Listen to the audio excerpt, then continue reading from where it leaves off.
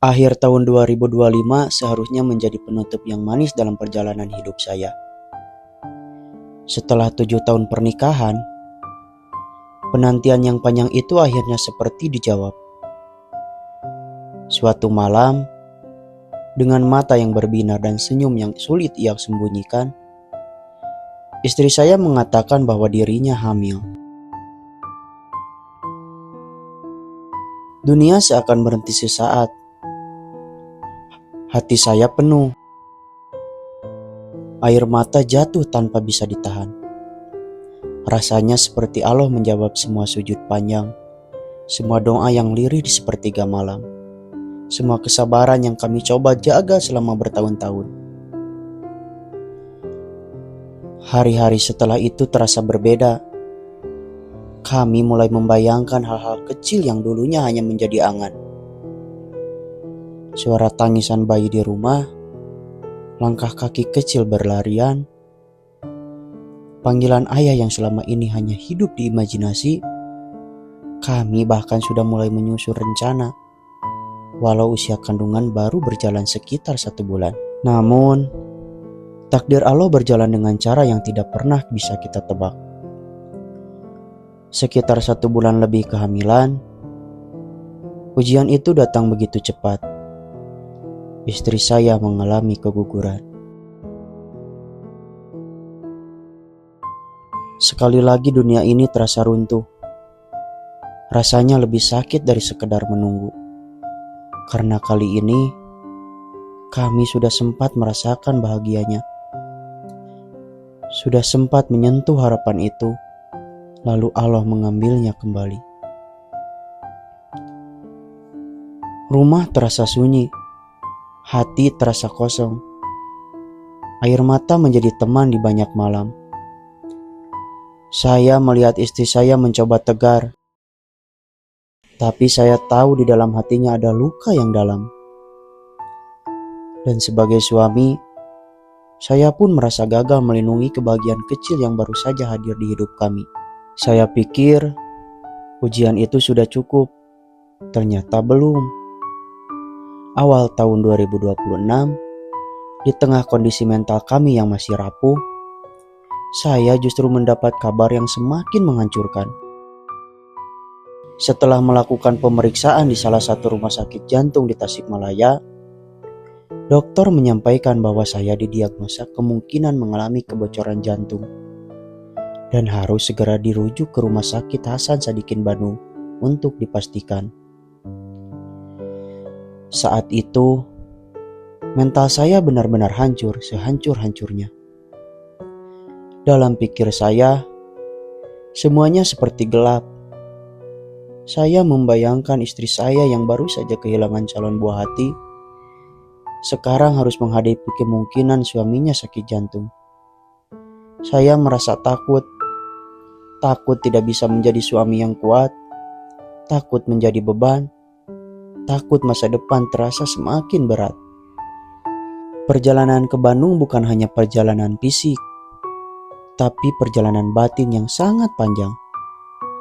Sepanjang jalan, saya hanya bisa berdoa, kadang dalam diam, kadang dengan air mata yang jatuh tanpa suara. Namun di balik semua rasa takut itu, saya tidak pernah benar-benar sendirian. Ada istri saya selalu di samping, orang tua saya menguatkan, adik-adik saya, saudara-saudara saya, semua hadir dengan cara mereka masing-masing. Ada yang membantu secara materi, ada yang memberi dukungan moral, ada yang sekedar menemani dan mendengarkan. Mereka seperti tangan-tangan yang Allah kirim untuk menopang saya yang hampir jatuh. Lalu, tibalah hari medical check up di Bandung. Dengan perasaan campur aduk, saya menjalani serangkaian pemeriksaan.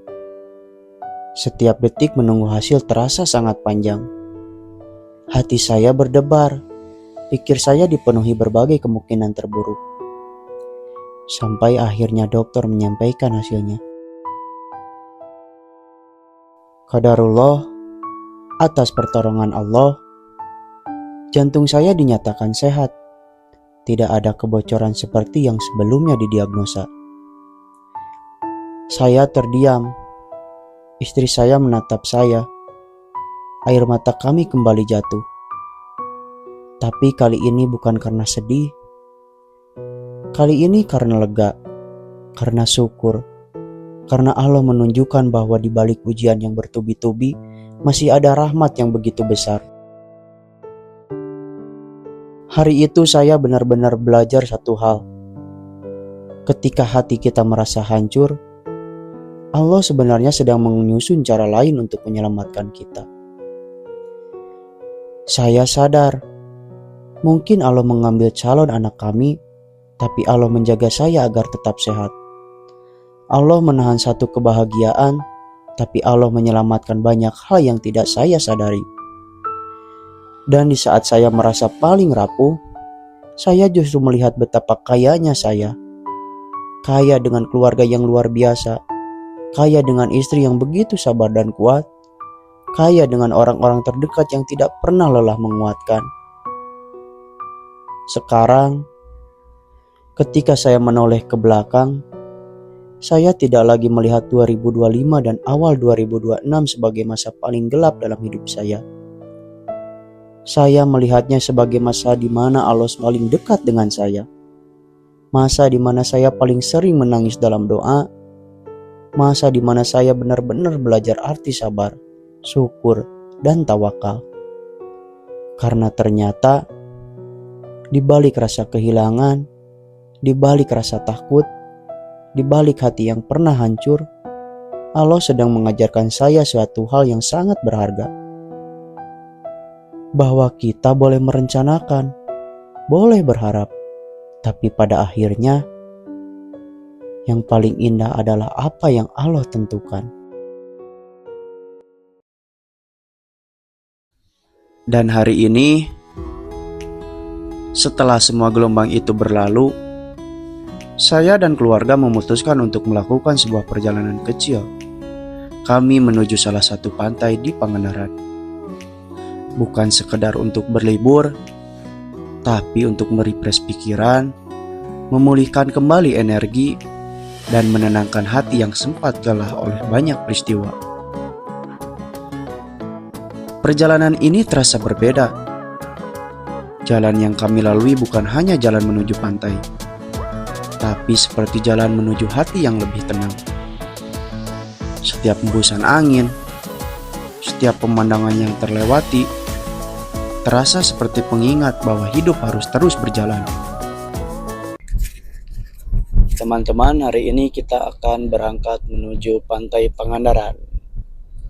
Ini rombongan kami ada 1, 2, 3, 4, 5, 6, dan 7. Bersama kita ini ada si Kekerain. Hai. Kemana kita, Kak? Laut. Laut. Sama siapa aja? Si Bunda, Ya. si Mang Adit, Papi, Ya. Kakak Rain, si Aka, si Ibu, si adik, si ayah. Ya. Kalau si Mama sama siapa? Si Ciput. Aduh, Kenapa aduh? kasihan sekali.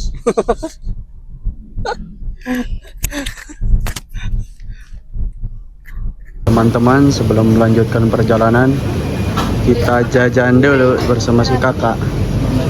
Jajan apa, Kak? Wah, jajan buah. Jajan apa, Kak?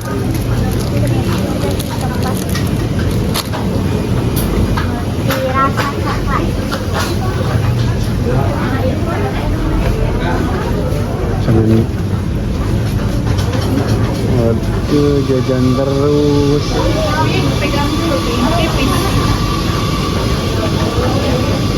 Jajan buah. Kamu ini kamu. Hah?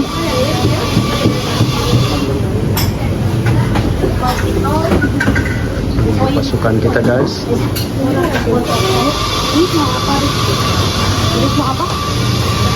Dik-dik.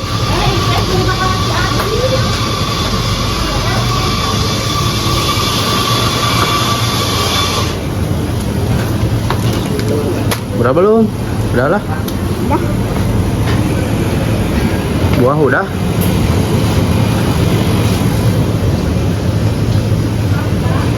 Adik mau jajan apa?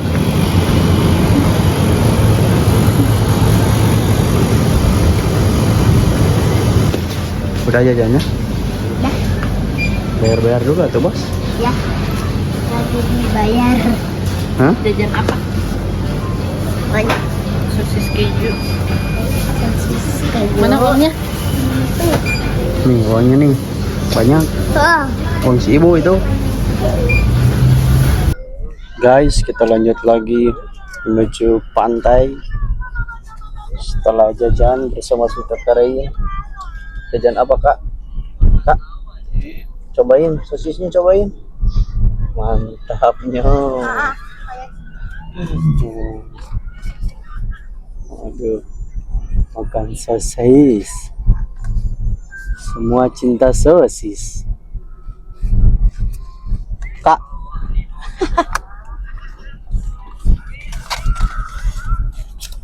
Kita cobain sosis dulu, bos. Mantap, bos. Mantap, bos. Pring.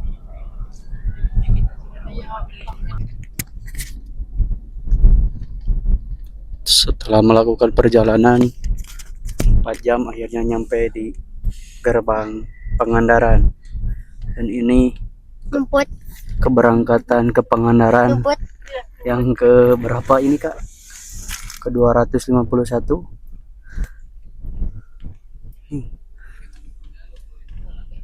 Wah.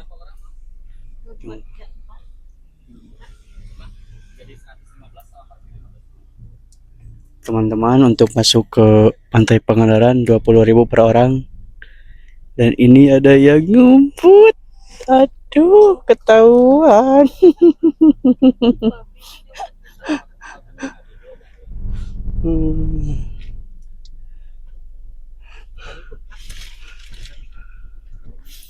Akhirnya kita nyampe pada jam 3 sore, guys. Tuh, jam setengah 3. Oi, ngapoy? Tenang dulu. Aduh, nyampe. Lihat ya, sebentar lagi kita bakal nyampe. Di sini, di sini. Pasti di sini. Ini dia pantai Pangandaran, guys.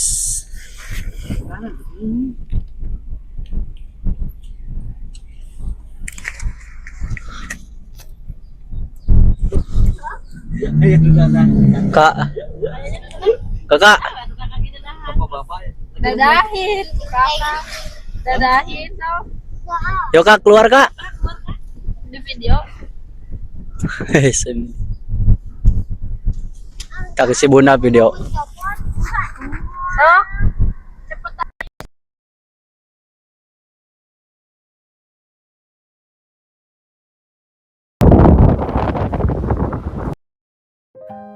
Sesampainya di pantai, deburan ombak terdengar begitu menenangkan. Saya berdiri memandangi lautan yang luas, lalu tersadar. Ombak itu seperti hidup saya di akhir dan awal tahun ini. Datang silih berganti, kadang keras menghantam, kadang pelan menyentuh, tapi laut tetap tenang di dasarnya. Begitu pula hati saya hari ini. Masih ada bekas luka, masih ada kenangan yang menggetarkan jiwa, tapi di dalamnya mulai tumbuh ketenangan. Saya belajar bahwa tidak semua yang hilang adalah kerugian, dan tidak semua yang menyakitkan adalah keburukan. Karena di balik semuanya, Allah sedang menata sesuatu yang jauh lebih baik. Di tepi pantai ini, bersama orang-orang yang selalu menguatkan saya tidak lagi melihat perjalanan ini sebagai pelarian.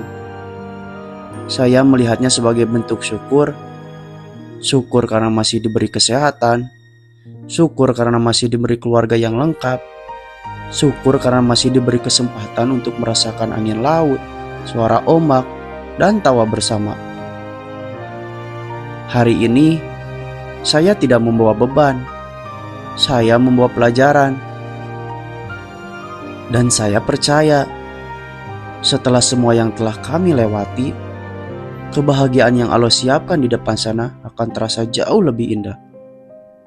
Karena kami sudah belajar bagaimana rasanya bertahan di tengah ujian.